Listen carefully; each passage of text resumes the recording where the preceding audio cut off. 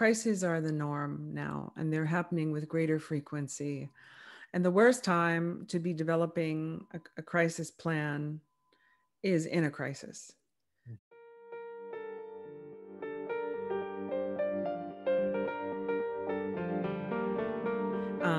And trying to think about that loneliness as really more of solitude to empower you, and making that mental switch from loneliness, which is sad, to solitude, which can give you the mind space to think of new ideas.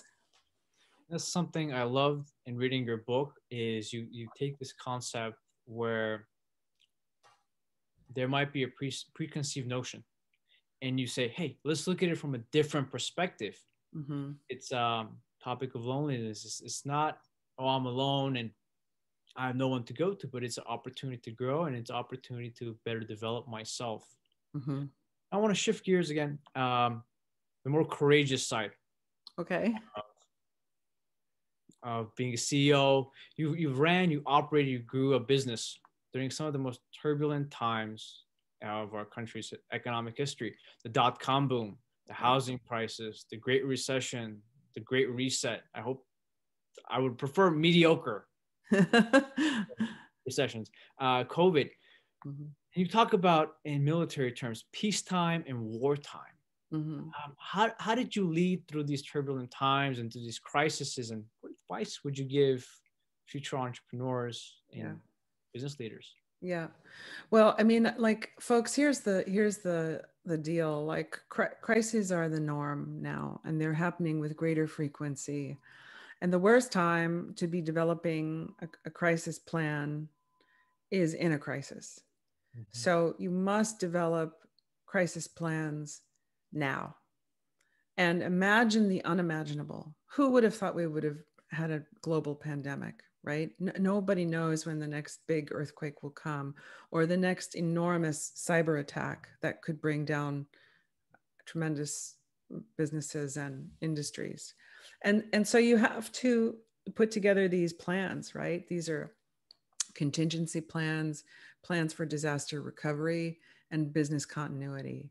And you have to think about every scenario that might happen, do a vulnerability assessment, think about your communications protocol, like choose now who's going to be your spokesperson to handle these things, and then your actual plans for how to deal with them. No plan that you put together now is going to be the actual plan that you really use in reality, but it is a foundation from which you can operate. And you must develop these plans in conjunction with your board and your leadership team, and act them out, like literally do a practice run of what you might do. When you do this, it helps you think through certain things that you might actually change in the natural operations of your business that may make your business stronger. And update them, I would say, every 6 months, because things have a way of changing. The other thing I will say, that sometimes the best strategy, it doesn't have to be all thought out to the end.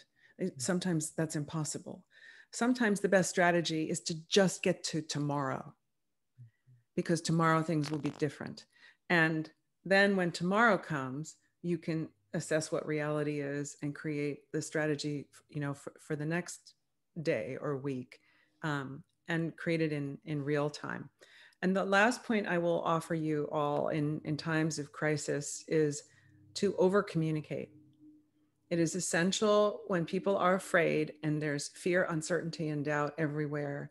They want to hear from their leader. Like if you're waiting for your plane and it's late, even if the status is still the same, you just still want to know what's wrong with the plane.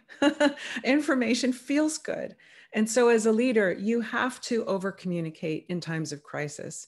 Never predict something that you don't know to be true. Never say something that, if you made a mistake, you've got to admit it. Don't hide it. And, if the status is the same, then say the status is the same. But that is essential in times of crisis.